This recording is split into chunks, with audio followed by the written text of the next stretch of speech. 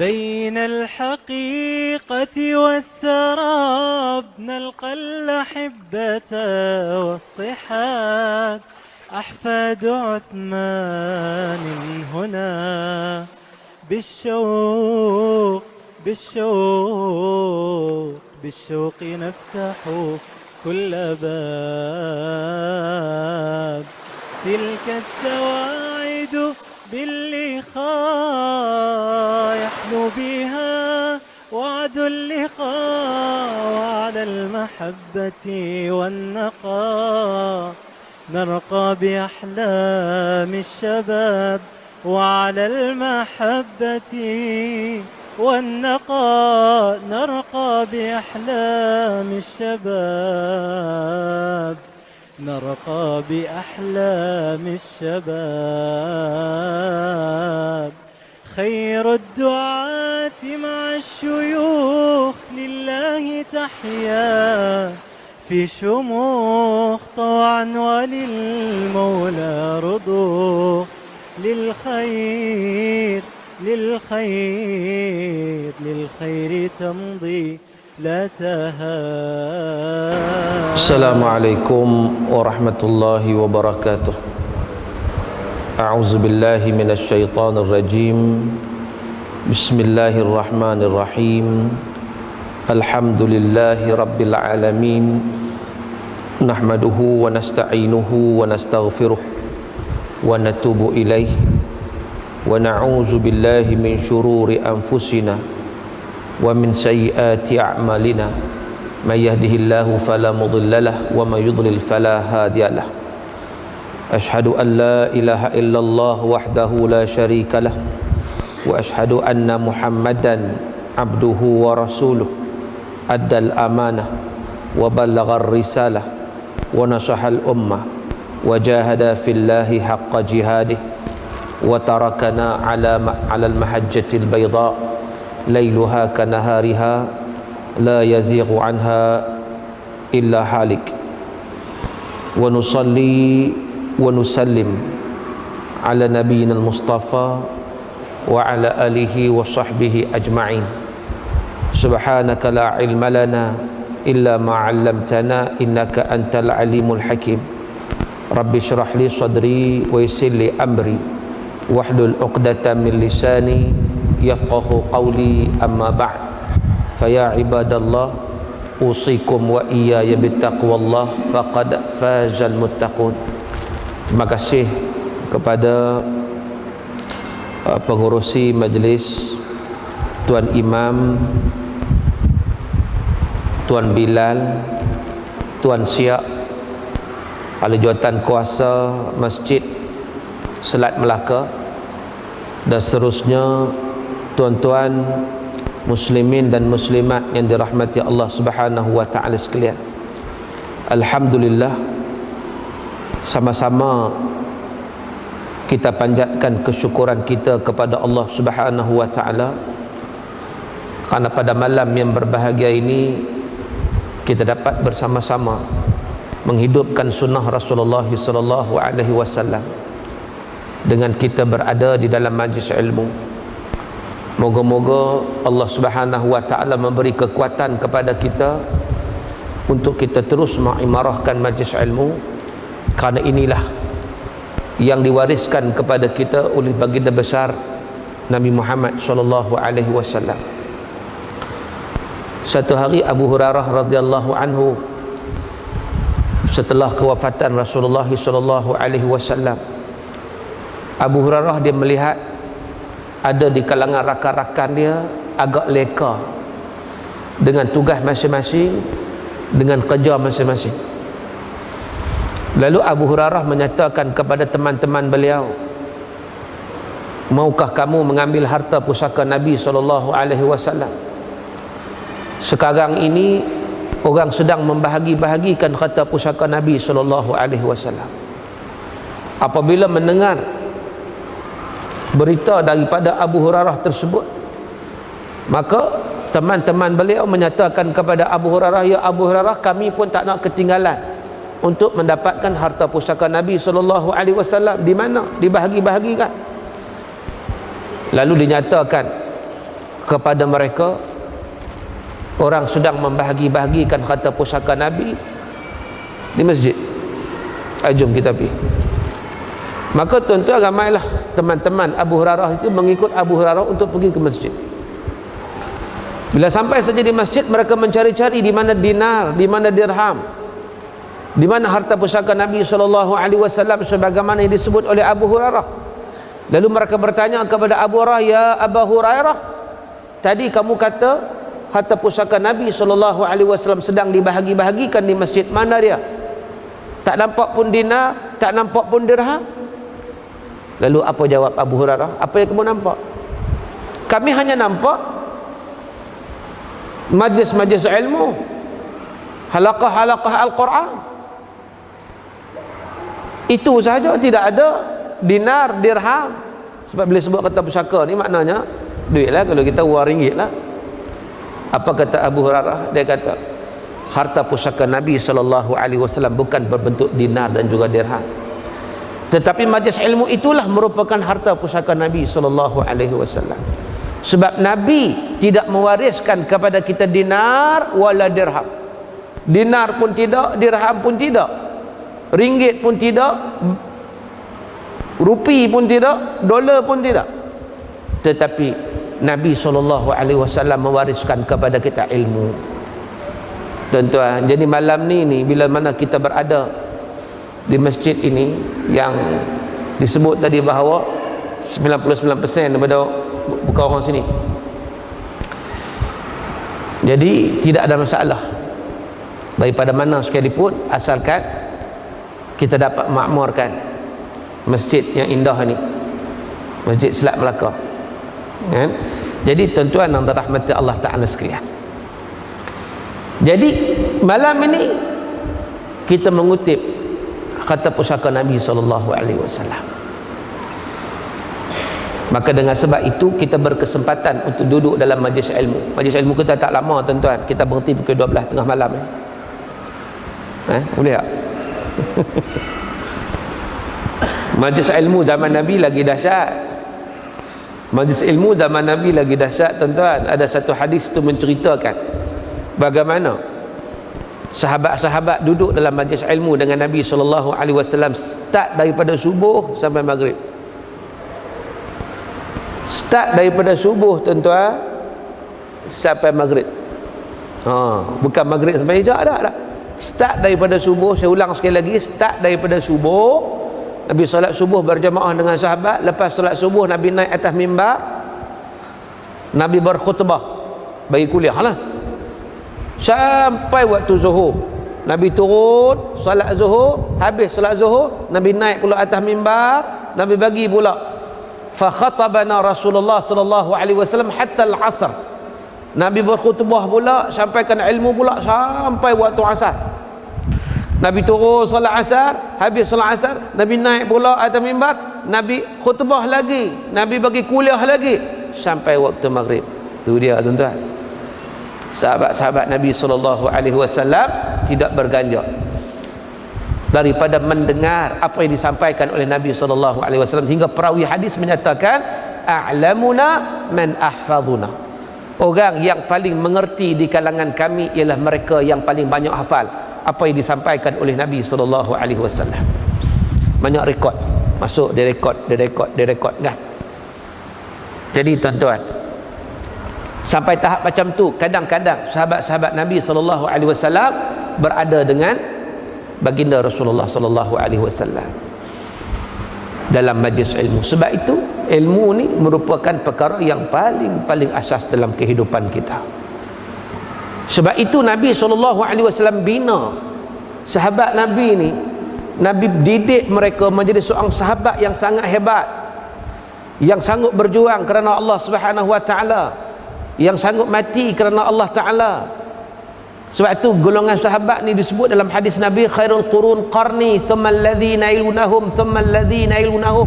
Sebaik-baik kurun aku, kata Nabi. Kemudian kurun lepas tu, kemudian kurun lepas daripada itu, mana 300 tahun. Yang pertama.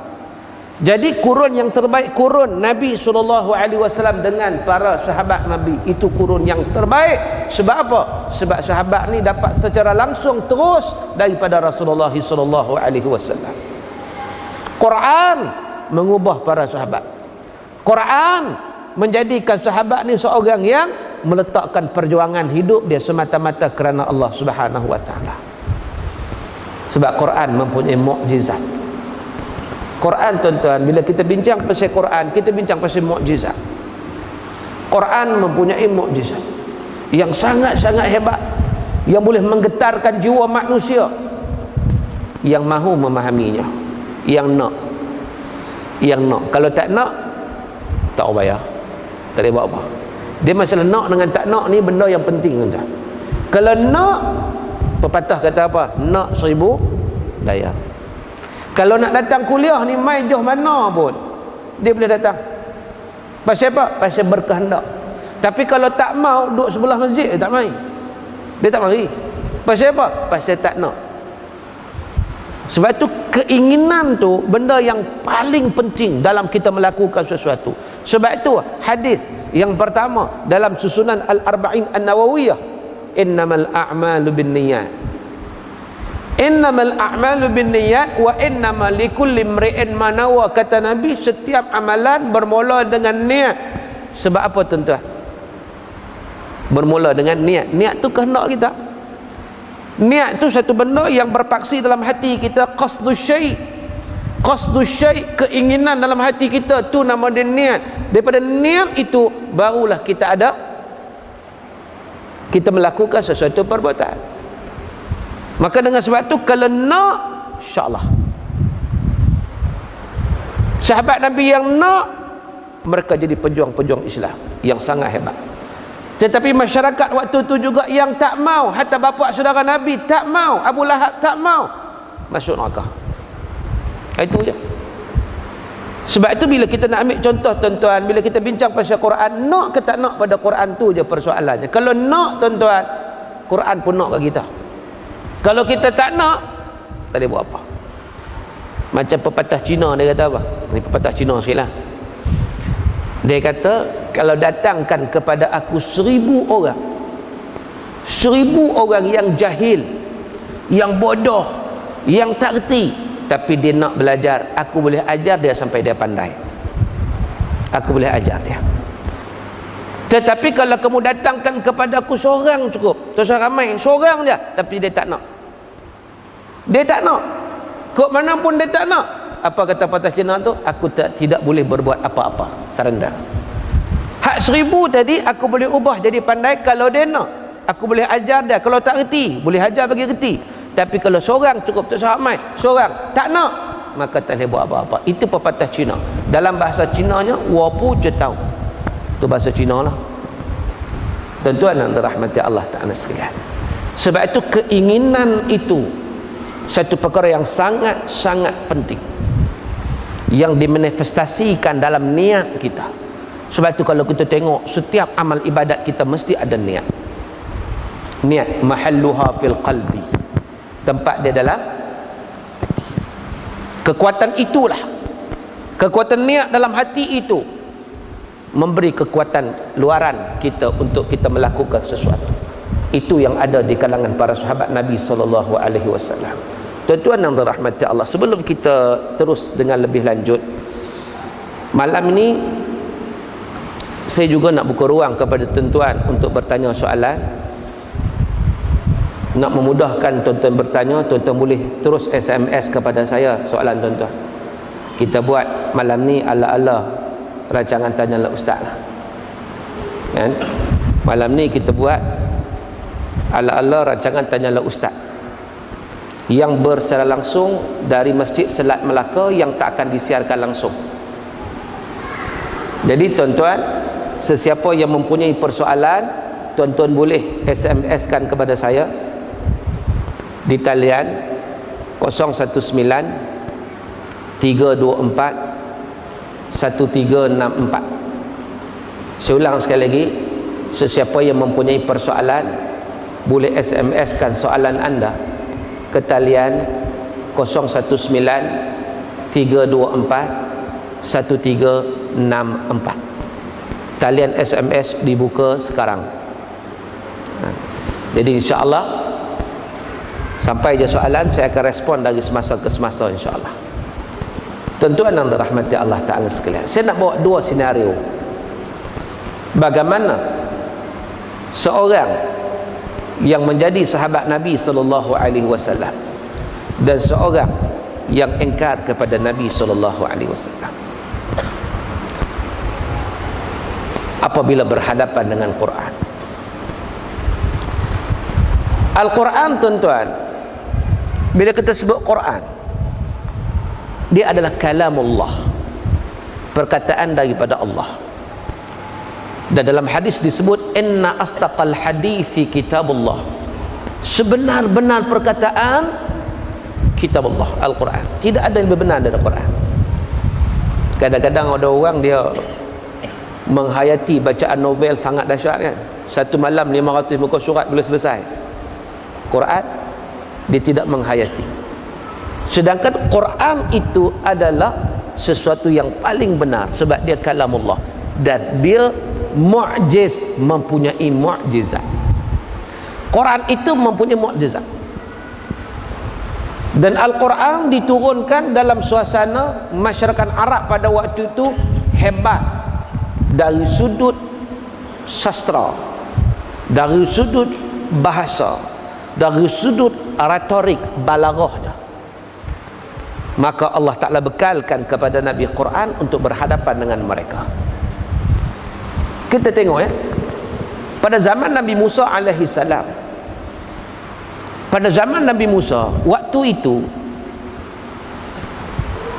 Nabi Musa terpaksa berhadapan dengan Fir'aun, yang Fir'aun mempunyai ahli sihir dia yang sangat hebat. Oleh kerana Nabi Musa ada ahli sihir yang sangat hebat, Allah bagi mukjizat pada Nabi Musa dengan tongkat yang dapat menewaskan segala sihir ahli sihir tersebut. Bila ahli sihir itu lempar tali jadi ular, maka pada ketika itu Nabi Musa lempar tongkat jadi ular juga, ular telan tongkat semua. Jadi mukjizat Nabi Musa sesuai pada zaman itu berhadapan dengan golongan tukang sihir. Tapi zaman Nabi SAW, Nabi Muhammad berhadapan dengan golongan yang hebat kata-kata dia, hebat ucapan dia, hebat bahasa dia. Orang Arab, tuan-tuan, waktu itu kalau diduduk di pasar, mereka kadang-kadang banyak mendeklamasikan. Dia orang punya qasidah, dia orang punya gurindam, dia punya puisi syair di pasar-pasar, antaranya pasar Ukaz. Ketika mana mereka duduk di situ, mereka mengungkapkan syair boleh waktu tu secara spontan 300 rangkap biasanya, tersusun dengan begitu cantik, dengan begitu indah, dengan bohor-bohornya, dengan arutnya. Kalau bahar tawil belaka, kalau qasir belaka. Susunan dia punya apa? Dia punya perkataannya itu cantik, boleh 300, 400, 500, 600 dalam masalah. Hebat. Macam orang kita dululah, kalau pergi meminang pantun dia sangat dahsyat kan, boleh bagi spontan, orang jawab pun spontan. Zaman sekarang tak boleh dah kan. Zaman sekarang 2 kerat ya, 2 kerat tu pun pakai lintang bukang juga. Jadi maknanya zaman Nabi SAW lagi dahsyat, lagi hebat dari sudut bahasa, hebat dari sudut itu. Lalu Al-Quran diturunkan mencabar mereka untuk membawa ayat yang serupa dengan Quran kalau mereka mampu. Sebab Quran diturunkan dengan bahasa yang sangat-sangat indah. Wa in kuntum fi raibim mimma nazzalna ala abdina fa'tu bi suratin min mithlih wad'u syuhada'akum min dunillah in kuntum shadiqin. Sekiranya kamu ragu dengan apa yang diturunkan oleh Allah Subhanahu wa taala, kalau kamu ragu, kata Allah, fa'tu bi suratin min mithlih, maka datangkan satu surah yang seumpamanya. Wad'u syuhada'akum min dunillah, kamu mintalah tolong siapa-siapa saja penolong kamu selain daripada Allah, in kuntum shadiqin, kalau kamu berada di pihak yang benar. Fa illam taf'alu walan taf'alu, kalau kamu tak mampu, walan taf'alu, sampai bila-bila pun kamu tak mampu. Quran kata walan, lam nun tu lam itu maksud forever, sampai bila-bila. Ini kalau kita faham bahasa Al-Quran, tuan-tuan, berasa kalau kita faham bahasa Quran ni, bila kita baca tu kita ada feel dia lain sikit, rasa feel. Macam kita faham bila Allah sebut kami dalam Quran kan, kadang-kadang orang confuse pasal apa dalam Quran Allah sebut kami ya. Kalau kita faham ayat Quran, bila sebut kami itu kita dapat rasakan kebesaran dan keagungan Allah Subhanahu wa taala. Sebab kami ni digunakan untuk ayat-ayat rububiyah. Inna nahnu nazzalna dzikra wa inna lahu lahafizun. Kami yang turunkan Quran, kami yang akan pelihara Quran. Jadi bila kita baca tu kita rasa macam hebatnya Allah, besarnya Allah, agungnya Allah. Bila kita faham perkataan tersebut, itu yang kata Allah Ta'ala guna perkataan hebat. Cuma kalau kita tak faham, itu kita kena mengaji lah. Kalau tidak jadi masalah tuan-tuan. Kalau kita berdasarkan terjemahan saja Quran ni masalah. Macam baru ni musim korban, kita baru minggu lepas korban kan, musim korban kan, korban ni min bahimatil an'am, daripada bahimatil an'am. Al-an'am diterjemah tu sebagai haiwan ternakan. Dalam Melayu terjemah haiwan ternakan. Kalau kita tak faham al-an'am itu, kita hanya ambil terjemahan saja haiwan ternakan. Orang kita bila sebut haiwan ternakan, mula-mula apa haiwan ternakan? Ayam, itik, kambing, rebau, burung puyuh, bagi ternak, rusa, dibubuh semua sekali. Kalau kita tak faham apa yang dimaksudkan dengan al-an'am dalam Al-Quran, kalau setakat bergantung pada terjemahannya haiwan ternakan. Sebab tu saya jumpa satu tempat tuan-tuan, mereka buat korban dengan ayam. Satu tempat dia buat korban dengan ayam. Dia kata, ustaz kami ni bila musim korban memang ramai, ayam cukup laku. Bukan sekadar buat korban dengan ayam, ayam tu sebelum dikorbankan diambil wuduk terlebih dahulu. Bukan orang ambil wuduk, ayam ambil wuduk. Kita kata ayam ambil wuduk juga. Ya. Berapa anggota kena basuh ayam ni? Kalau kita ambil wuduk, berapa anggota kena basuh? Kalau kita berapa anggota? Rukun wuduk berapa? Ingat tak? Tak ingat? Rukun wuduk 4 basah 2 kering tu senang ingat. 4 basah 2 kering.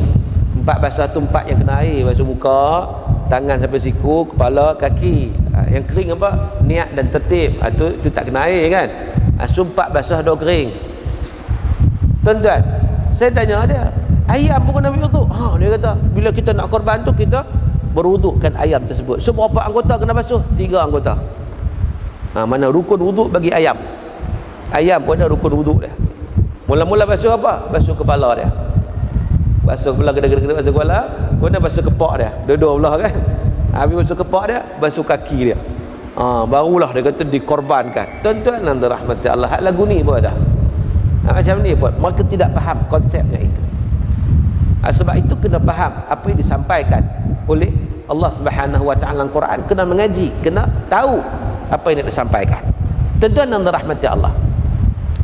Jadi Allah Taala sebut fa illam taf'alu wa lan taf'alu. Kalau kamu tak mampu, bukan sekadar tak mampu, sampai bila-bila kamu tak mampu. Sebab Quran ni mempunyai mukjizat. Buktinya apa tuan-tuan? Bukti banyak. Contoh, satu hari golongan musyrikin, mereka itu berbincang sama-sama dia orang di Darun Nadwah. Golongan musyrikin berbincang di Darun Nadwah. Mereka kata kita nak kena pergi hantar seorang wakil jumpa dengan Muhammad untuk bagi tahu kepada dia supaya dia tak usah lagi berdakwah sebab dia menyusahkan. Tuan-tuan, maka dia pun hantar seorang yang nama dia Utbah bin Rabi'ah, atau disebut sebagai Abul Walid. Utbah ni dia pergi jumpa Nabi SAW, berdiplomasi dengan Nabi. Muhammad, kau ni bukan orang lain, adik-beradik kita juga. Diplomasi elok-elok kan. Tapi kebelakangan ini kami tak selesa lah Muhammad. Sebab apa? Sebab kamu ni memecah belah kan suami isteri, memecah belahkan keluarga dengan sebab agama baru yang kamu bawa. Beginilah Muhammad, kamu nak apa sebenarnya? Kalau kamu nak harta, kami akan kumpulkan harta yang paling banyak, kami akan serahkan kepada kamu. Kalau kamu nak pangkat, kami akan bagi pangkat kepada kamu. Kalau kamu nak wanita, kami akan cari wanita yang tercantik di Mekah ni, bagi kat kamu, kamu dikahwin dengan dia. Nak apa? Bagi tahu. Ataupun kalau kamu sakit, bagi tahu, kami akan tolong ubatkan kamu. Cari doktor, tabib yang paling special, yang paling pakar, doktor pakar, ubatkan kamu. Asalkan satu aja.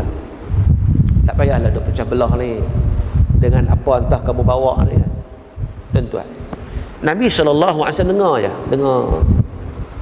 Kemudian Nabi bertanya, dah selesai apa yang kamu nak sampaikan? Selesailah. Itu je hajat. Itulah hajat daripada sahabat-sahabat, teman-teman, saya nak sampaikan kepada kamu ya Muhammad. Baik. Nabi SAW kata apa? Kamu dengar daripada aku pula. Boleh? Okey. Dengar. Nabi SAW baca ayat Quran. Nabi membaca ayat Quran daripada surah Fussilat. Bismillahirrahmanirrahim. Hamim. Tanzilum minar rahmanir rahim. Kitabun fussilat ayatu Qur'anan Arabiyyan liqaumin ya'lamun. بشيرا ونذيرا فأعرض أكثرهم فهم لا يسمعون. Tuan-tuan, Nabi baca ayat Quran daripada surah Fussilat sampai kepada ayat yang ke-13. فَإِنْ أَعْرَضُوا فَقُلْ أَنذَرْتُكُمْ صَاعِقَةً مِثْلَ صَاعِقَةِ عَادٍ وَثَمُودَ. Ayat ni kalau kita tengok dalam surah Fussilat ni, kalau tuan-tuan perasan, saya sedang dalam IKIM sekarang ni, dalam tafsir di IKIM, saya sedang membicarakan ayat surah Fussilat, baru peringkat awal, baru ayat yang ke apa? Yang kedua. Ayat yang kedua. Hamim tanzilun minar rahmanir rahim. Hamim, huruf ha, huruf mim. Biasanya kalau terjemahan, dalam terjemahan tu dia kata wallahu a'lam bi muradihi, hanya Allah mengetahui makna dia. Tetapi mengikut Syekh Fadl Hasan Abbas dan Syekh Dr. Abdul Fattah Salah Al-Khalidi, beliau menyatakan tak, kalau maknanya hanya Allah mengetahui maknanya, buat apa Allah turunkan ayat tersebut? Jadi Allah nak sampaikan sesuatu mesti ada tujuan. Kalau setakat Allah mengetahui maknanya, jadi dia kata apa tujuan Quran diturunkan? Tujuan Quran diturunkan nak bagi kita faham, nak bagi hidayah. Maka dengan sebab itu dia kata bagi dia tak apa tepat kalau sekadar kita sebut Allah mengetahui maknanya. Kita kena carilah sebab apa Allah sebut begitu. Maka timbullah isu, dia kata Allah sebut huruf-huruf ini, huruf-huruf hijaiyah yang biasa orang Arab guna. Huruf tersebut maka guna untuk berpuisi, untuk bersyair, untuk bergurindam yang hebat-hebat itu, untuk berbahasa yang hebat-hebat itu. Maka huruf-huruf ini juga didatangkan kepada mereka. Hamim, huruf ha, huruf mim. Inilah Al-Quran yang dibina daripada huruf-huruf ini. Yang kamu tahu huruf-huruf itu, kamu guna huruf-huruf ini untuk kamu deklamasikan sajak kamu. Sekarang ni huruf-huruf ni juga terbinanya Al-Quran, tanzilun minar rahmanir rahim, yang diturunkan secara beransur-ansur kepada Nabi Muhammad SAW daripada Allah Subhanahu wa taala Ar-Rahman Ar-Rahim. Jadi tuan-tuan, Nabi SAW baca ayat Quran ini, baca surah Fussilat, menceritakan tentang penurunan Quran sampai ayat 13. Fa in a'radu, kalau mereka itu bantah, maka itu berpaling, faqul, katakan, anzartukum sa'iqatan mithla sa'iqati 'ad wa thamud. Aku bagi berita ancaman kepada kamu, satu panahan yang akan menimpa kamu seumpama panahan seksaan yang menimpa kaum 'Ad dan Thamud. Bila dengar lagu tu dia ketak lutut, tuan-tuan. Dia kata Utbah tadi, Abu Walid tadi ketak, dia kata cukuplah Muhammad, cukuplah Muhammad. Dia letak tangan jari dekat mulut Nabi, jangan baca lagi, jangan baca, aku tak tahan dah, dia kata. Pasal apa dia sebut begitu tuan-tuan? Sebab dia tahu ayat ini ayat Quran, bukan daripada Nabi Muhammad sallallahu alaihi wasallam. Tuan-tuan, dia pun minta izin dia balik. Nabi hanya baca Quran ya kat dia. Nabi tak perlu explain. Dia tadi explain macam-macam kan, cerita macam-macam ni. Nabi SAW tak payah nak explain macam-macam. Nabi baca Quran saja kat dia. Dia dah balik jumpa dengan kawan-kawan dia. Kawan-kawan tanya, macam mana ya Abul Walid? Macam mana? Berhasil ke tidak? Dia pun termenung. Dia kata, wahai kawan-kawan aku sekalian, sesungguhnya yang aku dengar daripada Muhammad tadi bukan syair, bukan puisi. Yang aku dengar daripada Muhammad tadi adalah satu kata-kata luar biasa yang sangat-sangat hebat, yang bukan daripada manusia. Aku ada dua cadangan. Yang pertama, kita beriman dengan Muhammad. Oh, puak-puak musyrikin kata, mana boleh, musuh utama kita, takkan nak beriman dengan dia, tak menasabah kan? Okey. Yang kedua, kita tinggalkan dia, tak sudah kacau dia.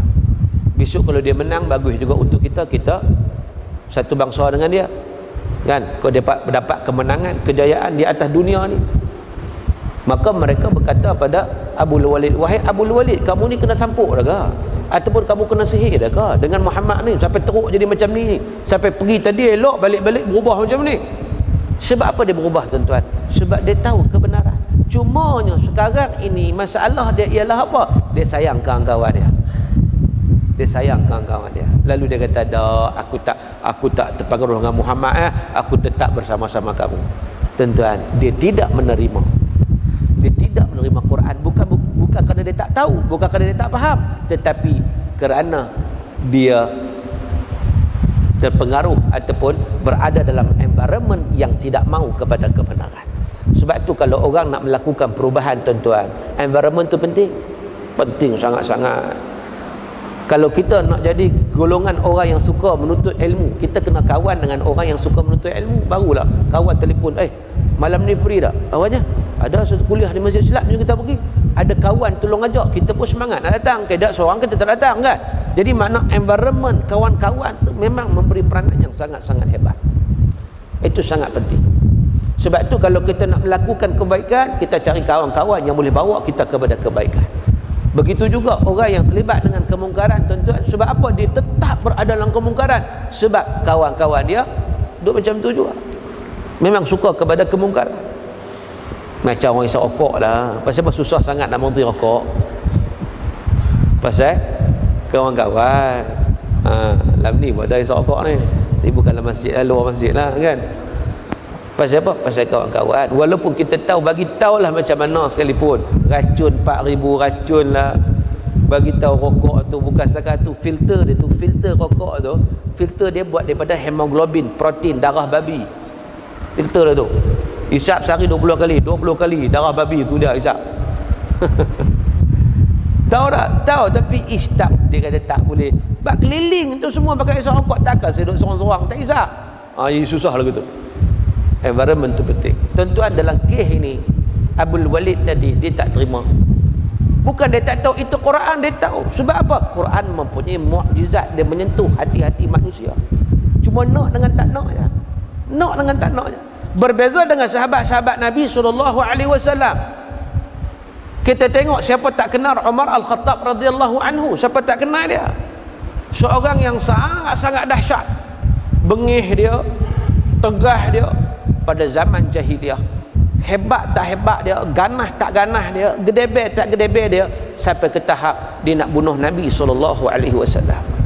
Orang lain marah-marah pun dia tak berani. Tapi yang kata Umar siap bawa pedang, dia berjalan dengan langkah yang bergaya, dia nak pergi bunuh Nabi SAW. Sampai di tengah jalan, dia terserempak dengan seorang laki-laki daripada Bani Zuhrah. Laki-laki itu tanya, ya Umar, kamu nak bunuh siapa ni? Nampak tergesa-gesa ni, nampak keluar tu, cara tu memang nak pergi bunuh orang. Nak bunuh siapa ni? Apa kata Umar? Aku nak bunuh Muhammad. Aku nak bunuh Muhammad. Tuan-tuan, laki-laki tu bila dengar Umar kata nak bunuh Muhammad, dia pun suka juga. Dia pun kata ke Umar, wahai Umar, tahukah kamu bahawa adik kamu sendiri ikut agama Muhammad? Lagi hangat hatilah Umar. Takkan adik aku ikut Muhammad? Kalau kamu tak percaya, kamu cek sendirilah. Waktu itu tuan-tuan, Umar tak tunggu dah, dia patah balik pergi cari adik dia. Adik dia nama apa tuan-tuan? Adik dia nama Fatimah. Fatimah binti apa? Binti Al-Khattab lah, Umar Al-Khattab kan, jadi Pak Al-Khattab. Fatimah binti Al-Khattab. Waktu tu tuan-tuan, dia patah balik pergi rumah adik dia. Adik dia Fatimah binti Al-Khattab ni memang baru masuk Islam dengan suami dia yang nama dia Sa'id bin Zaid. Sa'id bin Zaid ni merupakan salah seorang sahabat Nabi Al-Mubashshirin bil Jannah, daripada 10 orang yang dijanjikan dengan syurga Allah Subhanahu wa taala, antara sahabat-sahabat awal. Jadi dia orang ni suami isteri. Fatimah adik kepada Umar, suami dia Sa'id bin Zaid, dan mereka dua-dua baru masuk Islam. Bila baru masuk Islam, perkara pertama sekali maka buat ialah belajar Quran. Lepas Islam nak tahu apa isi kandungan Quran, sebab Al-Quran itu hudal linnas, Quran itu bagi panduan hidayah kepada manusia kan. Jadi nak baca Quran, belajarlah pada seorang sahabat yang awal sikit masuk Islam, Khabbab bin Al-Arad. Jadi Khabbab waktu tu jadi tok guru, dua orang ni jadi anak murid, belajarlah, belajar Quran. Kebetulan waktu tu sedang belajar daripada ayat-ayat surah Taha kan, Taha ma anzalna alaikal qur'ana litashqa illa tadhkiratan liman yakhsha. Masuk tu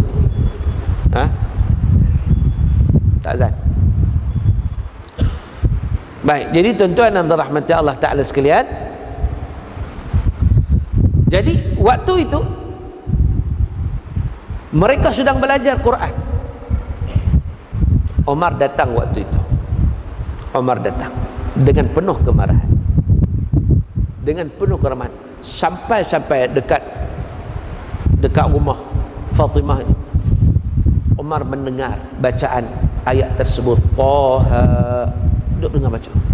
Tetapi oleh kerana marah punya pasal tuan-tuan, dia terus masuk dalam rumah, dia cari adik dia. Tapak kaki Umar langkah masuk dalam rumah itu. Bila dia dengar, dia tahu dah, ni tak ada lain ni cara berjalan, tahu ni Umar ni. Tuan-tuan berselerak, tuan-tuan, siapa lari dulu? Tok guru Quran lari dulu. Tok guru takut juga, walaupun dia tok guru pun dia tengok Umar ni, dia kena pancung orang ya. Jadi dia lari menyorok. Depa dua beranak ni, dua beradik ni tak apalah, seorang adik ipar, seorang adik kepada Umar, kira okey lagi lah. Umar masuk terus dia tanya soalan, aku dengar kamu ikut agama Muhammad, betul ke tak betul? Tak ada nak jawab tuan-tuan, dia penampak dulu. Itu Umar, pang dia bagi. Dia penampak siapa? Yang pertama dia penampar adik ipar dia Sa'id bin Zaid. Pang bagi, tergolek kau tu jatuh. Yang kata Fatimah ni, suami dia kena tampak. Yang tampak tu abang dia sendiri kan. Dia pun bangkit lah nak halang Umar daripada menampar pula suami dia ni. Umar duduk tengah geram dengan adik-adik dia tampar. Adik dia Fatimah tu walaupun wanita, perempuan, dia tampar. Tuan-tuan bayang tampar Umar ni, penampar Umar kalah penampar Jepun. Dahsyat tak dahsyat penampar Umar ni kan. Sekali penampar orang kata berdarah hidung ni kan. Terduduk dua-dua orang tu tak. Tetapi dengan kekuatan akidah, keimanan kepada Allah Subhanahu wa taala, yang merasai kemanisan iman, tuan-tuan, daripada ayat-ayat Quran yang dibaca. Mereka bangun berdua, suami isteri ni Fatimah dan suami dia Sa'id bin Zaid, menyatakan kepada Umar, wahai abang Umar, abang nak bunuh kami silakan. Ya, kami mengaku kami beriman dengan Muhammad kerana kami yakin Al-Quran ini benar, Muhammad itu benar, Muhammad itu Rasulullah. Kami mengucap dua kalimah syahadah. Kalau abang nak bunuh silakan. Tuan-tuan yang dirahmati Allah Ta'ala sekalian, begitu sekali kental keimanan mereka. Umar waktu tu bila dah tengok macam tu, dia pun terfikir, tadi tengah marah. Orang tengah marah ni, dia kira tengah marah ni, dia capai apa jugalah kan. Macam orang bergaduh lah, ni mikrofon dia angkat, dia beli kat orang kan. Betul, kalau kita ikat buruh besi ni, dia tarik tak boleh, tak apa lah. Apa dia tarik, dia capai, dia bagi je. Memang banyak dah kes macam tu. Ni kipas angin dia angkat, kipas angin ni bukan kipas angin atas tu payah, sekarang nak buka skru lambat. Ni hak boleh angkat ni, orang marah macam tu. Tapi bila masa tu drag sikit, dia berfikir. Omar pun ada otak juga, dia berfikir. Dia pun teringat tadi, adik dia baca ayat, nampak rasa macam sedap. Quran ada mukjizat, tuan-tuan. Itu kata mukjizat Quran. Mukjizat Quran dia boleh menembus dalam jiwa-jiwa manusia. Sebab tu setengah kawan saya, dia sambung PhD di US. Waktu tu baru lepas kejadian 10 tahun lalu lah, lepas kejadian September 11. Jadi kita tahu bagaimana orang melabelkan Islam itu teroris pada waktu itu. Jadi sekaligus orang menganggap Quran itulah punca dia waktu itu. Orang putih ni cuma bila mereka dengar macam tu, lepas runtuhnya WTC, World Trade Center, jadi keadaan itu menyebabkan dia nak tahu betul ke Quran ini menggalakkan kepada keganasan. Jadi waktu itu di Washington DC, di University of Washington, ada seorang profesor Islamic Studies, saya tak ingat nama dia, sahabat saya beritahu, dia mengajar Islamic Studies kepada pelajar-pelajar dia. Tetapi yang datang untuk mendengar lebih ramai daripada yang daftar. Sebab mereka nak tahu apa ni Quran ni betul ke menggalakkan keganasan. Yang mari ni golongan-golongan yang bukan Islam, golongan Kristian, golongan macam-macam. Seorang-seorang tu dia kilik Quran, kilik yang translation, yang bawa pergi masuk kelas, nak berdialog, nak berbincang dengan profesor yang mengajar Islamic Studies itu. Nak berdialog ni tentang Quran. Waktu tu isu hangat kan. Tuan-tuan, apa profesor ni buat? Sebelum kelas dimulakan, dia ambil masa 10 minit, dia pasang ayat Quran. Bergema satu dewan, tuan-tuan. Sementara dia duduk tunggu ni, dia pasang ayat Quran. Bergema satu dewan itu dengan alunan ayat suci Al-Quran. Lepas pada tu, lepas 10 minit, barulah dia start kuliah dia. Ceritalah tentang bagaimana adalah dialog sebagainya. Cuma kawan saya ni, dia bertanya, lepas kuliah apa semua, dia tanya kepada profesor tu, sebab apa Prof pasang Quran? Dia orang ni bukan beriman pun, dia orang ni mari nak argue kan. Apa Prof tu kata? Prof tu kata Quran ini mempunyai mukjizat. Jadi sebelum berbincang, biar aku pasang, biar Quran itu masuk dalam telinga-telinga mereka. Sekurang-kurangnya sikit sebanyak pun masuk dalam hati mereka. Sama ada mereka nak terima tak terima tu nombor 2. Yang penting dengar dulu. Yang penting dengar dulu. Jangan tak mau dengar. Yang masalah ni tak mau dengar. Sebab tu dalam hadis Nabi SAW sebut apa? Nabi SAW sebut kun aliman au muta'alliman au mustami'an au muhibban wala takunil khamisah fatahlik. Jadilah kamu orang alim, orang berilmu. Satu. Kalau tak mampu jadi orang alim, jadi orang muta'allim, orang yang menuntut ilmu. Kalau tak mampu muta'allim, jadi orang yang mustami'an, orang yang mendengar ilmu ni masuk dalam telinga ni. Ayat Quran, hadis-hadis Nabi yang kita baca masuk dalam jiwa. Ataupun muhibban, kamu cinta kepada ilmu. Walaupun tak dengar sangat, dengar sikit-sikit, duduk dalam kuliah tidur, duduk dalam kuliah tidur. Dia memang passion tu. Dia tempat yang paling selesa, dia tidur dalam kuliah ilmu.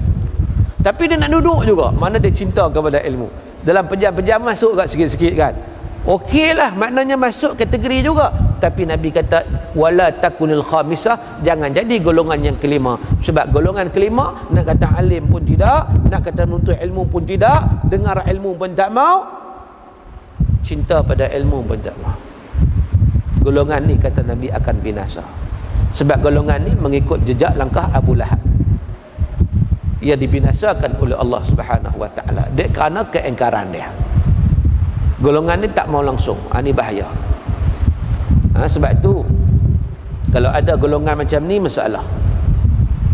Ada tuan-tuan, dalam masyarakat kita pun ada. Saya pernah diceritakan oleh ahli jawatan kuasa surau satu tempat.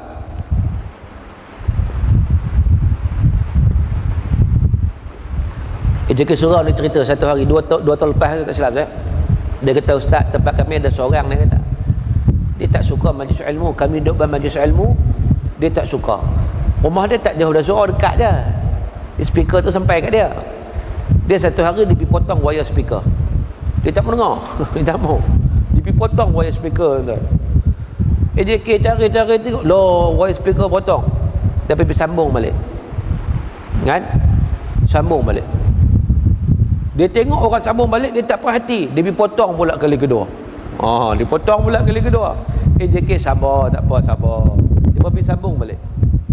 Rupanya ingatkan sambung selesai masalah. Dia tak perhati lagi. Dia pergi potong pula kali ketiga. Tapi kali ketiga ni dia potong, siap dia bakar wayar tu, setiap dia tarik daripada sumber asal dia. Tahu macam mana dia buat? AJK nak pergi sambung, tak boleh. Panggil wireman mana? Tak boleh. Tak boleh. Panggil orang elektrik. Orang elektrik tengok-tengok, nampak sikit tapi rosak habis semua. Wiring dengan wire dengan apa semua rosak. Ni nak baiki ni 50 hingga 60 ribu. Tu dia. Terkejut. Yang kata AJK ni pun terkejut.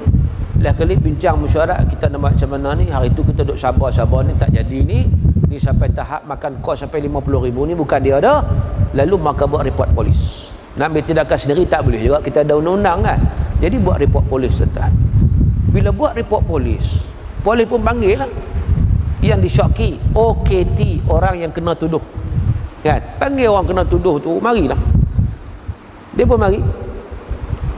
Polis pun tanya dia, terdapat laporan ni, yang disyaki yang buat ni kamulah.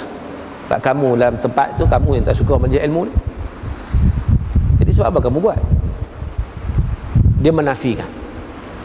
Dia menafikan. Dia kata sebab apa? Mentang-mentang saya tak suka majlis ilmu, bila ada masalah, bila ada wayar ke apa, semua tuduh saya. Sebab apa? Apa bukti saya buat? Ada CCTV kan menunjukkan saya buat? Dia tak mengaku, tuan-tuan. Dia menafikan. Polis pun berkata lah, masalahnya kes ni nampak sikit, tapi saya dimaklumkan, polis tu kata, saya dimaklumkan nak baiki kerosakan ni makan belanja 50 hingga 60 ribu. Bila dia dengar dia terkejut. Takkan sampai 50 ribu, saya potong pendek ni je. Akhirnya terbongkar dengan sendirinya. Sebab apa? Sebab dia terkejut dengan 50 ribu tu. Dia mengaku dengan tidak sengaja. Itu orang tak mengaji bukan cerdik. Tak mengaji, orang tak cerdik. Tuan-tuan, rupanya ada orang macam ni. Dia tak nak dengar. Paling tidak dengar. Umar Al-Khattab nak bunuh Nabi, tapi dia dengar Quran. Quran masuk dalam hati dia, dalam jiwa dia. Akhirnya dia bertanya kepada adik dia Fatimah, tadi aku dengar sesuatu, apa yang kamu baca tadi? Mari sekejap, aku nak tengok. Mula-mula Fatimah tak bagi. Tak boleh. Selagi abang koyak, abang hina, ni Quran. Dulu Quran bukan dalam bentuk buku kitab tu, dalam bentuk lembaran-lembaran kan, dalam kulit-kulit kambing, pelepah-pelepah tamar apa semua tu. Fatimah tak bagi. Ringkas cerita, panjang cerita dia lah kali, memang Fatimah bagilah. Dia baca. Umar bila dia ambil tu bukan setakat dia dengar, dia baca, tuan-tuan. Taha ma anzalna alaikal qur'ana litashqa illa tadhkiratan liman yakhsha, sampai ayat yang kelima dia baca. Bila dia baca tu, dia terkejut, tuan-tuan. Umar kata ini bukan kata-kata manusia. Kata-kata ni hebat. Aku rasa dia bukan daripada manusia ni. Hebat sungguh ni. Ayat-ayat yang tersusun cantik elok. Memang ayat Quran ni kalau kita faham, tuan-tuan, susunan ni memang cantik, memang sedap. Marilah puisi apa-apa paling sedap, tak boleh nak challenge dengan Quran. Sedap. Orang yang faham ni dia tengok, dia tahulah. Jadi tuan-tuan, Umar terkeluar daripada mulut dia memuji ayat Quran yang dia baca. Bila puji macam tu, Tok Guru Quran hak menyorok tadi, Khabbab tadi, dia pun keluar. Absyir ya Umar, absyir ya Umar, bergembiralah Umar, bergembiralah Umar. Umar pun terkejut. Hang main mana? Tiba-tiba cuih yang keluar ni. Kan? Dia kata aku ada tadi Umar, aku takut kat hang je. Aku menyorok takut. Tapi aku dengar kamu puji Quran ni, aku nak beritahu satu rahsia, dia kata. Apa rahsia dah? Muhammad Rasulullah SAW pernah berdoa.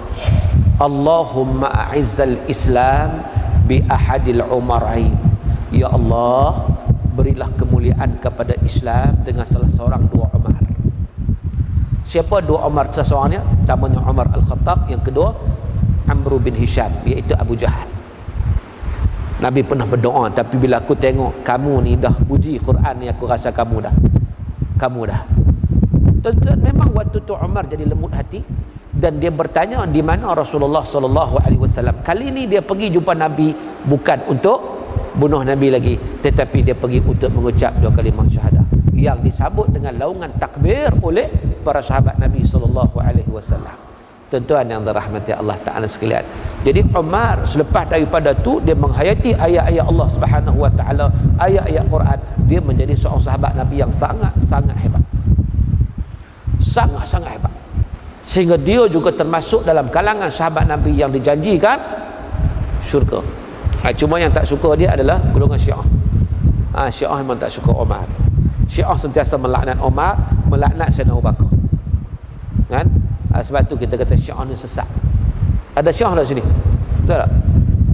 Tak ada. Syiah tak main mengaji. Kan? Syiah, sebab ada orang tanya saya, dia kata, betul ke Syiah dia buat ayat-ayat tambahan? Tuan-tuan, kalau kita tengok dalam Al-Kafi oleh Al-Kulaini, Al-Kafi ni dia kitab Syiah, kitab hadis Syiah. Kalau kita tu macam Sahih Bukhari lah, kita Sahih Bukhari, dia orang ni Al-Kafi, Al-Kulaini. Dalam kitab Al-Kafi Kulaini tu dia ada satu hadis dia orang lah, Quran diturunkan sebanyak 17,000 ayat, 17,000 ayat, 17,000 ayat. Quran yang ada pada kita sekarang berapa ribu ayat? Berapa? 6,236. Ada kat kita lah 6,236 ayat. Dalam kitab hadis dia kata 17,000 ayat. Jadi Syiah dia berpegang kepada Quran Allah pun dia mengaku, tapi dia kata Quran terseleweng, ada 2/3 lagi tak ada. Jadi bila dia kata lagu tu, kata-kata itu bercanggah dengan ayat Quran sendiri dalam surah Hijr yang Allah Ta'ala kata, inna nahnu nazzalna dzikra wa inna lahu lahafizun. Kami yang turunkan Quran dan kami akan pelihara Quran. Dan daripada ayat ini para ulama menyatakan ini merupakan satu dalil yang menunjukkan Quran tidak akan terseleweng, tidak akan berubah, tidak akan boleh dipindah. Sebab itu silap sikit kita akan dapat trace. Silaplah kat mana pun, tak kira orang akan tengok, oh ada silap kat sini, baris tak betul. Oh ada silap kat sini, dia ayat terbalik. Oh ada macam-macam. Orang dapat trace mudah ya. Sebab apa? Sebab Quran itu dipelihara oleh Allah Subhanahu wa taala. Dia tidak ada penambahan, dia tidak ada pengurangan. Sebagaimana dakwaan golongan Syiah. Tuan-tuan yang dirahmati Allah, sahabat-sahabat Nabi SAW, mereka itu generasi Al-Quran. Mereka berada bersama dengan Rasulullah SAW, yang Rasulullah menyatakan kepada para sahabat, tulis, Nabi suruh tulis Al-Quran yang turun tu, Nabi suruh tulis, la taktubu anni ghair Al-Quran, jangan tulis daripadaku melainkan Quran. Nabi suruh tulis. Jadi sahabat-sahabat boleh tulis lah. Tulis tak boleh lah kan? Tak boleh mengapai. Hafalan, tulisan. Dan mereka menghayati ayat-ayat Allah Subhanahu wa taala satu persatu, tuan-tuan. Lagi mana dia tak menghayati satu ayat, dia tak akan berpindah kepada ayat yang lain. Apatah lagi dari sudut melaksanakan, mengamalkan tuntutan-tuntutan yang diperintahkan oleh Allah Subhanahu wa taala. Sebab tu kita tengok contohnya Sayyidina Osman, Abdurrahman bin Auf, bagaimana mereka menghayati ayat-ayat tentang infak. Satu hari tak silap saya 1,000 ataupun 700 barang dagangan datang waktu orang sangat-sangat berhajat kepada barangan. 700 unta, 700 ekor unta yang penuh dengan syarat dengan barang-barang ni datang daripada Syam. Jadi peraih-peraih ni mai buat, kita kata buat apa? Buat tawaran lah, nak bagi keuntungan. Aku ambil, aku beli, aku jual lah, aku bagi keuntungan kata kalau harga dia 1 dinar, aku beli 2 dinar. Mana 100% tu kan? Saudara Osman tak mau, tak terima. Tak mau 100%. Okey, kita tawarkan 500%. Maknanya kalau 1 dinar bagi 5 dinar. Banyak tu kan? 5 kali ganda kan? Tak mau juga. Nak berapa lagi? Kalau yang tu pun tak mau. Apa kata Sayyidina Osman? Aku nak ganjaran Allah Subhanahu wa taala yang Allah menjanjikan 700 kali ganda, bahkan lebih. Lalu aku sedekahkan semua ini di jalan Allah Subhanahu wa taala, terutama kepada fakir miskin. Ambil free je.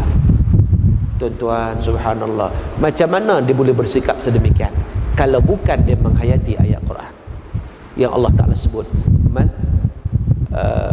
mathalul ladzina yunfiquna amwalahum fi sabilillah kamathali habbatin ambatat sab'a sanabil wa fi kulli sumbulatin mi'atu habbah wallahu yudha'ifu liman yasha wallahu wasi'un alim. Perumpamaan golongan yang menginfakkan harta mereka di jalan Allah Subhanahu wa taala seumpama sebiji benih yang menumbuhkan 7 tangkai. Pada setiap tangkai itu ada 100 biji. Tuan-tuan, sebiji benih dia akan keluar 7 tangkai. Setiap tangkai ada 100 biji. So ada 700 lah. Daripada 1 dapat 700. Bagi RM1 dapat 700 ringgit. Wallahu yudha'ifu liman yasha, dan Allah boleh tambah lagi ganjaran itu. Bukan setakat 700 kali ganda, lebih lagi Allah tambah bagi sesiapa yang Allah Ta'ala kehendaki. Tuan-tuan, keimanan kepada ayat-ayat Allah Ta'ala, penghayatan kepada ayat Allah Ta'ala menyebabkan terus bersedekah di jalan Allah Subhanahu wa taala. Sahabat-sahabat Nabi bila dengar ayat Quran, tuan-tuan, apa juga perintah daripada Allah Ta'ala, baik arak. Ni arak duk minum selalu ni, duk minum. Mereka minum arak macam minum teh hari-hari. Macam minum teh, macam minum kopi. Tetapi bila turun ayat innamal khamru wal maisir wal ansab wal azlam rijsun min amali syaitan fajtanibuh. Ni yang kata arak ni, judi, berhala, bertenung nasib adalah perkara-perkara rij daripada syaitan, keji daripada syaitan. Fajtanibuh, kamu kena kejauhkan diri daripadanya.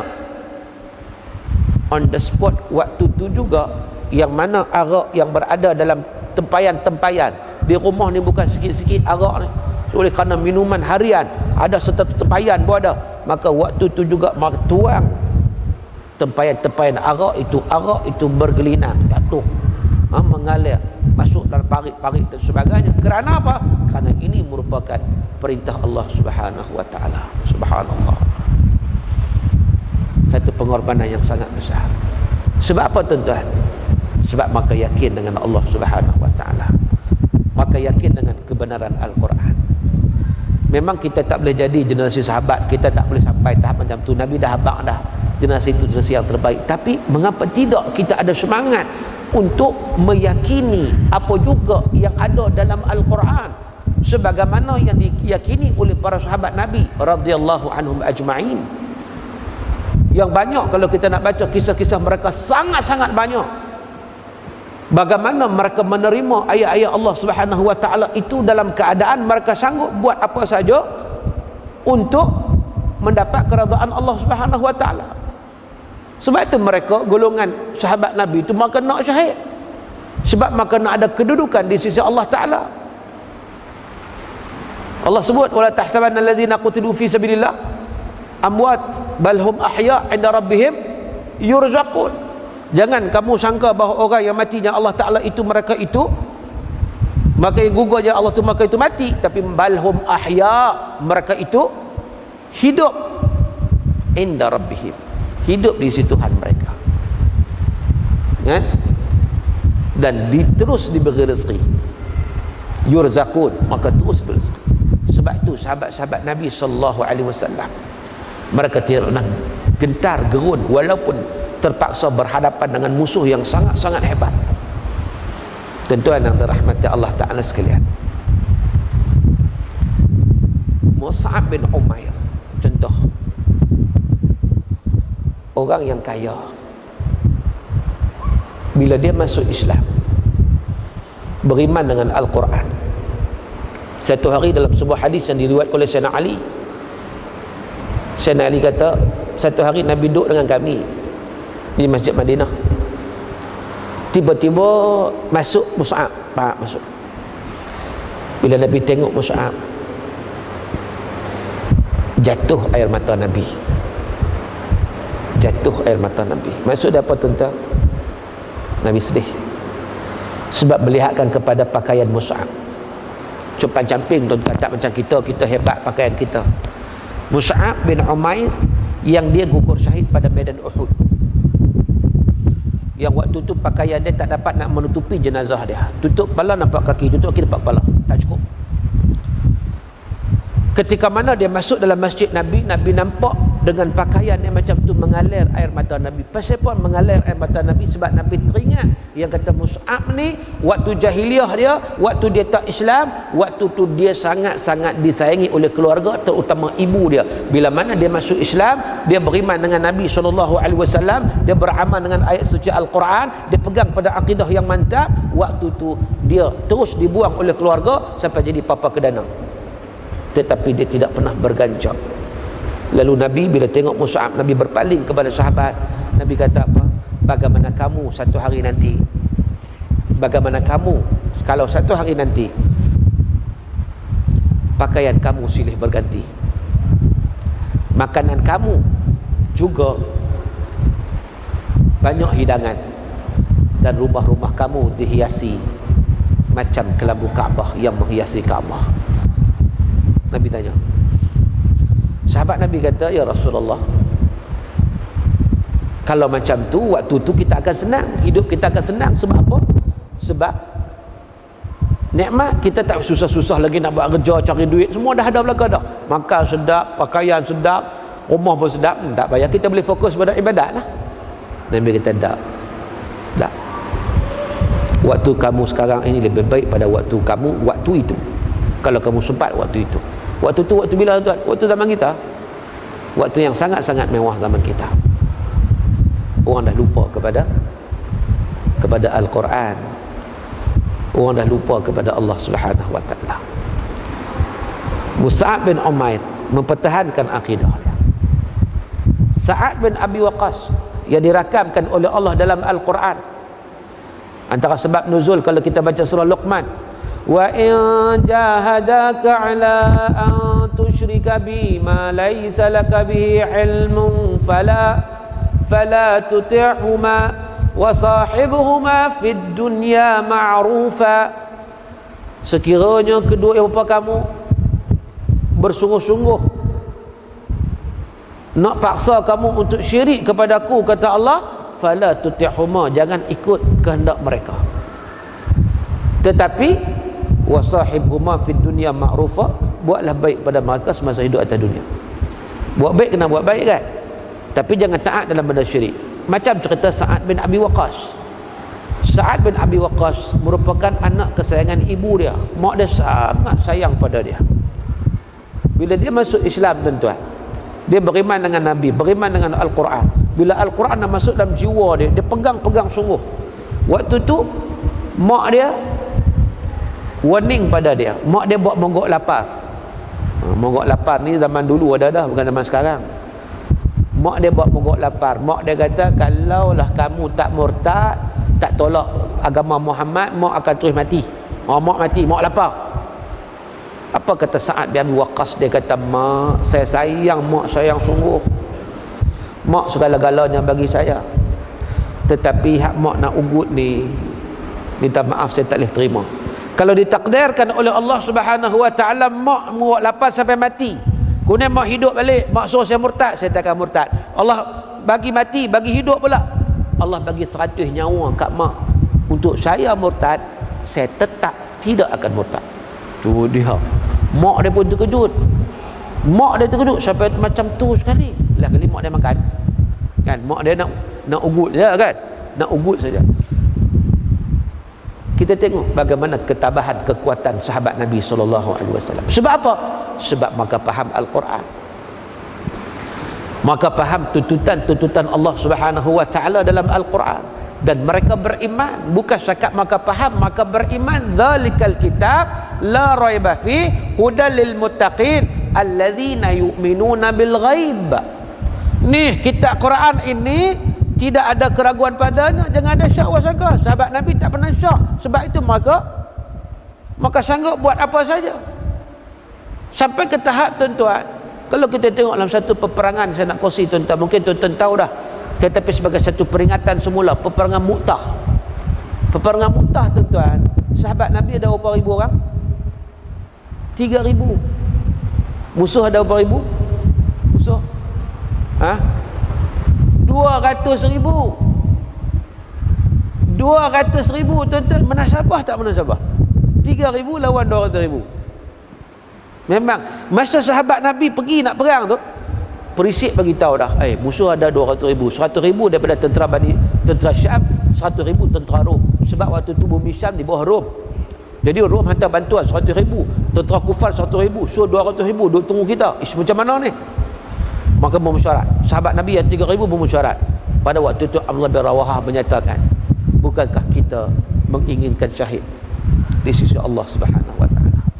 Tuan-tuan, kalau kita balik kita mati, kita terus perjalanan kita mati, kita duduk sini pun kita mati. Why not kita mati? Kerana syahid di Allah Taala, dan syahidnya dijanjikan oleh Allah Subhanahu wa taala, balhum inda rabbihim yurzaqun, akan terus mendapat rezeki yang berpanjangan di sisi Allah Subhanahu wa taala. Tuan-tuan, dengan semangat, kekuatan, kepahaman mereka terhadap ayat-ayat Allah Subhanahu wa taala, 3,000 sanggup pergi ke medan yang nama dia Mu'tah tuan-tuan. Mu'tah sekarang ni kalau tuan-tuan pergi Jordan ada. Kalau tuan-tuan boleh pergi satu tempat, dia di bawah Karak. Mu'tah tu di bawah Karak, bukan Karak highway. Karak dekat Jordan. Dia ada Karak, ada Mu'tah kat situ. Medan Mu'tah. Di situ berlangsungnya peperangan 3,000 umat Islam lawan dengan 200,000. Peperangan itu walaupun ramai yang gugur, Zaid bin Harithah gugur, Ja'far bin Abi Talib gugur, Abdullah sendiri Allah bin Rawah gugur, syahid, tetapi tuan-tuan, umat Islam mencapai kemenangan dalam peperangan tersebut. 3,000 dapat mengejar 200,000 lari lentang pukang. Sebab apa? Kekuatan keimanan yang disuntik daripada ayat-ayat Allah Subhanahu wa taala yang diberi tarbiyah secara langsung oleh Rasulullah sallallahu alaihi wasallam. Sebab itu tuan-tuan, generasi sahabat generasi yang sangat-sangat hebat. Sebab itu kalau kita nak mencontohi generasi sahabat, kita nak kena berpegang pada ayat-ayat mula yang Allah sebut dalam surah Baqarah kan. Dzalikal kitab la raiba fi. Itulah Quran yang tak ada keraguan padanya, hudalil muttaqin, bagi hidayah pada mereka yang bertakwa. Siapa? Yang pertama, alladzina yu'minuna bil ghaib, mereka yang beriman dengan perkara gaib. Perkara gaib itu disampaikan oleh siapa? Oleh Allah Subhanahu wa taala dalam Quran. Allah cerita pada kita perkara gaib. Apa perkara gaib? Kiamat. Kiamat perkara gaib. Innallaha indahu ilmus sa'ah. Kiamat itu ilmunya di sisi Allah Subhanahu wa taala. Kiamat akan berlaku, ada dosa, ada pahala, ada syurga, ada neraka, semua ni perkara gaib. Kalau kita beriman dengan perkara gaib yang dinyatakan oleh Allah dalam Quran, insya-Allah tuan-tuan, kita akan maintain, kita akan jadi orang yang hebat, insya-Allah. Hebat di sisi Allah, bukan di sisi manusia. Tak guna kalau nak hebat di sisi manusia, tak guna kan?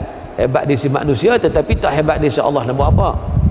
Yang penting di sisi Allah, sebab yang bagi rezeki pada kita Allah Ta'ala, bukan manusia bagi. Manusia bila mati habis. Masa atas dunia ni nampak macam hebat pun, tapi bila mati memang habis. Tuan-tuan yang dirahmati Allah Ta'ala sekalian, saya nak tengok soalan saya. Banyak orang soalan yang sampai pada saya ni takut tak sempat nak jawab. Salam, bagaimana nak melazimi Al-Quran dan istiqamah untuk terus membacanya setiap hari? Nak melazimi Al-Quran, tuan-tuan, sebenarnya Quran ini dalam Al-Quran sendiri sebut, wa nunazzilu minal Quran ma huwa shifa wa rahmah lil mu'minin. Allah turunkan Quran itu yang boleh bagi penyembuh. Kalau kita nak sentiasa sihat tuan-tuan, kita kena berdamping dengan Quran, kena selalu bagi motivasi. Kalau kita nak sihat, sihat ni bukan setakat penyakit ni, penyakit terutama penyakit rohani, penyakit dalaman ni. penyakit kadang macam-macam duk ada kan. Macam ada seorang, dia daripada Sentul, dia pernah sebut dekat saya, dia kata, Ustaz tengok saya macam mana. Dia suruh saya tengok dia lepas kuliah subuh. Saya tengok dia hebat, dia pakai sorban, pakai jubah apa. Saya kata okey buatnya, saya pernah tengok kamu. Tak, dia kata, Ustaz saya dulu bukan macam ni.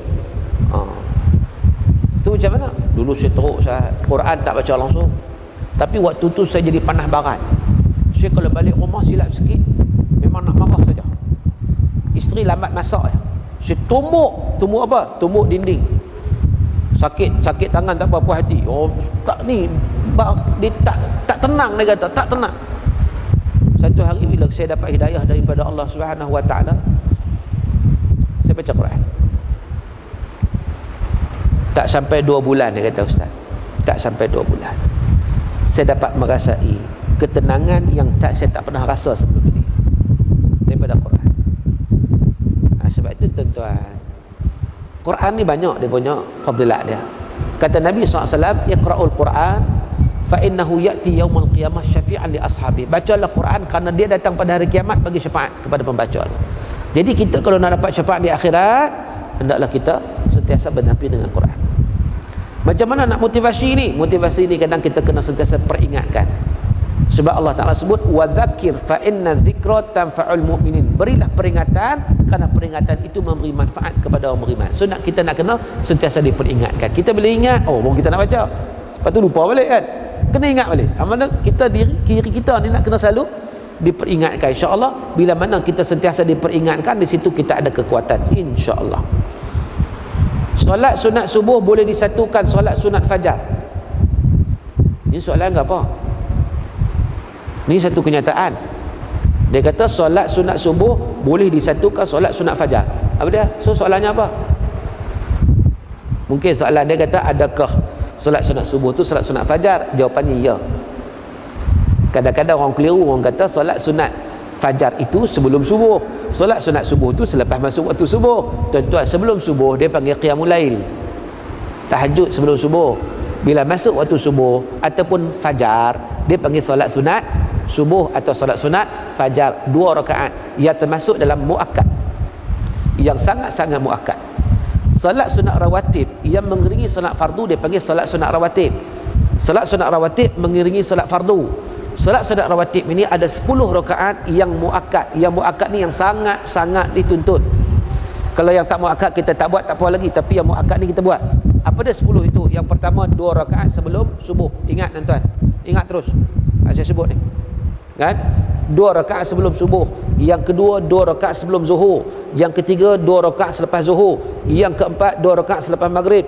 Yang kelima 2 rakaat selepas isyak. Itu yang muakkad. Ingat? Ulang sekali lagi, 2 rakaat sebelum subuh. Itu dia panggil solat subuh, sunat subuh ataupun sunat fajar, sama. 2 rakaat sebelum zuhur, 2 rakaat lepas zuhur, 2 rakaat lepas maghrib, 2 rakaat lepas isyak. 10 rakaat semua. Antara ke 10 rakaat ini yang paling utama, antara yang utama 2 rakaat sebelum subuh. Ia dipanggil sebagai solat sunat fajar itu atau solat sunat subuh. Baik. Ustaz, masyarakat kita sekarang dah terlalu jauh dengan Al-Quran berbanding dengan bangsa-bangsa Arab dan mereka dari Timur Tengah. Bagaimana kita nak menarik masyarakat kita untuk mereka cinta akan Al-Quran, baca Quran dan mentadaburnya selain dari bulan Ramadan? Tuan-tuan, orang Arab pun lebih kurang kita ya sebenarnya. Kadang-kadang orang kita ni, dia tengok orang Arab tu, Allah hebat, main tu Arab lah kampung dia kira api ya, tu rusak lah kan. Tuan-tuan, Arab pun dia kalau dia tak beriman, dia jadi macam Abu Lahab. Saya masa mengaji dekat luar negara dulu, saya mengaji kat Jordan tuan-tuan, dan juga sering juga ke Syria, bertalaki di Syria. Saya nak tahu bagi tahu panggil orang Arab ni. Orang Arab ni dia kadang-kadang ada sikap-sikap dia yang jahiliah lah, yang jahiliah lebih teruk daripada orang Melayu lagi. Orang Melayu kalau dia tak sembahyang, dia tak solat, dia kalau orang tu rembang dia lari, dia menyorok, dia malu kalau orang tahu dia tak sembahyang. Orang Arab kalau dia tak sembahyang, dia boleh duduk di tengah masjid minum teh. Dia minum teh, syai bin na'na'. Syai bin na'na' dia bukan minum, Orang terang Allahu Akbar, dia sambil minum, sambil pegang biji tasbih, duk bilang apa tau? Ada. Kita tanya, jom solat. Piye dah aku tak solat. Selama ya.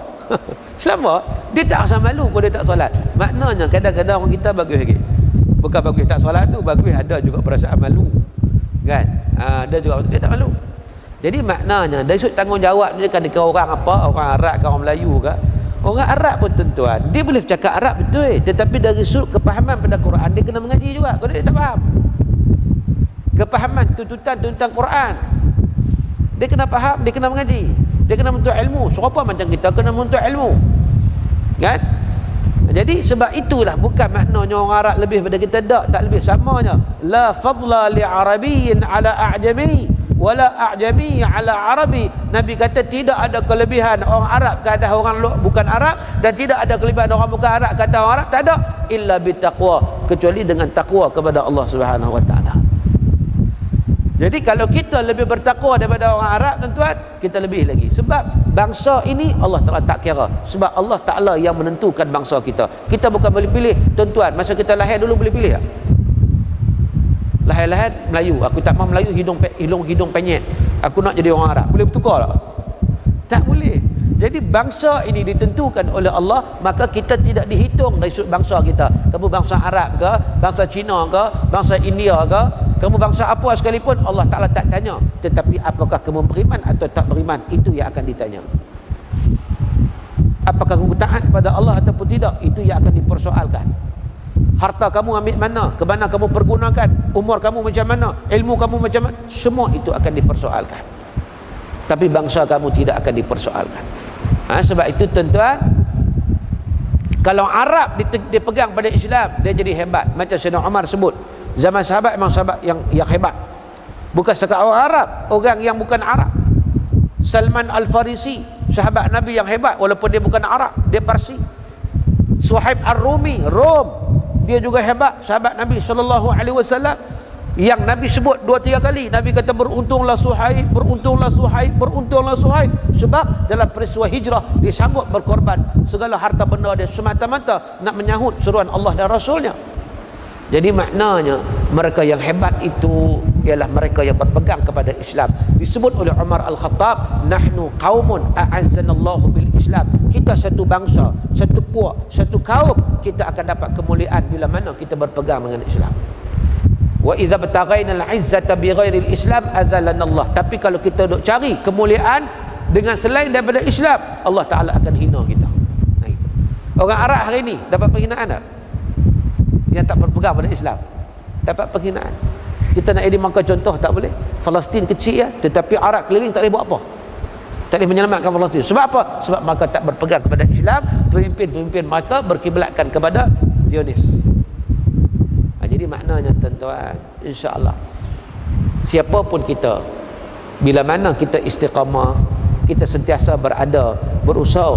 Bahkan kalau kita duk mengangkat-angkat baca Quran ni, ya tekak-kak, dipanggil dalam hadis sebutkan, ya tekak-kak duk mengangkat baca, tapi usaha juga, dapat 2 pahala. Pahala baca dan pahala kesusahan nak baca tu. Jadi maknanya kelebihan, dan kita dapat lagi kelebihan. Orang yang dah reti dah, dia tak baca, dia rugi. Dia baca dapat 1 je. Tapi kita ni masih lagi, ia tekak-kak tadi ni kan, masih merangkak lagi, tapi kita nak baca juga, kita belajar juga, kita dapat 2, pahala baca dan pahala kesusahan. Maknanya rahmat Allah Ta'ala berlimpah ruah tuan-tuan. Itu belum lagi gandaan dari huruf yang kita baca. Nabi kata, man qara'a harfan min kitabillah falahul hasanah. Siapa yang baca 1 huruf daripada Al-Quran, dia dapat kebajikan. Wal hasanatu bi asyri amsalihha, ia akan digandakan 10 kali ganda. Wala aqulu alif lam mim harf, aku tak kata alif lam mim 1 huruf, tapi alif harf, lam harf, mim harf. Nabi kata alif 1 huruf, lam 1 huruf, mim 1 huruf. Bayangkan alif lam mim dapat 30 pahala. Senang nak pahala? Allah nak bagi banyak. Baru alif lam mim 30 pahala, tapi sebut pahala orang tak nampak, RM30. Alif lam mim, tengok dalam buku RM30. Ni sudah cantik. Belum lagi zalikal kitab. Kan? Kalau kita baca surah Al-Qadar, surah Al-Qadar, inna anzalnahu fi lailatul qadr wa ma adraka ma lailatul qadr lailatul qadri khairum min alfi syahr tanazzalul malaikatu warruhu fiha biizni rabbihim min kulli amr salamun hiya hatta matla'il fajr. Ada 114 huruf. 114 huruf kali 10 1140. Kita baru baca tak sampai beberapa saat dapat 1140 ringgit. Mau tak mau? Mau tak mau? 1140 ringgit, tapi dalam bentuk pahala. Jadi tuan-tuan, kalau kita faham ada ilmu, insya-Allah kita akan baca. Penat macam mana pun paling tidak kan. Alif lam mim tidak. Dapat ke 30 pada tak larat sangat ni. Tak larat sangat. Dia kata panjang ustaz, ambil pendek. Taha 20. Ta dengan ha. Ha tu panjang juga. Nun. Satu huruf. Dapat 10. Nak dapat juga, boleh dapat. Kecuali kalau tak mau, tak bayar. Tak mau duit, tak bayar. Kan? Kalau nak, boleh dapat.